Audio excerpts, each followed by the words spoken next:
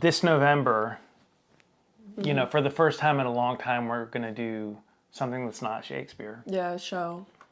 Yeah, we're going to do a show. And it's gonna be good. It's going to be pretty bad.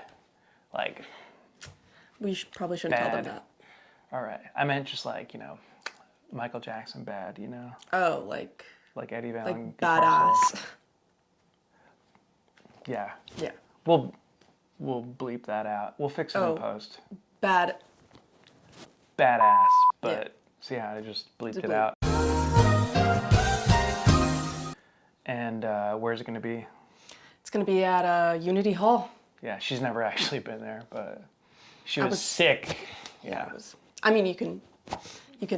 I scheduled a site visit. She was like, I can't make it because I'm a loser. Yeah, I did. I didn't. We tricked Unity Hall in Barneveld into letting us into their space, and now we're going to be producing the 2-character play by Tennessee Williams, which is kind of a... I asked you not to do that. I'm just feeling creative.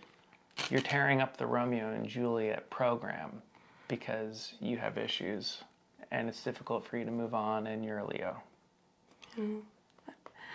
I think Everything needs to be about you all the time. Yeah. Center stage.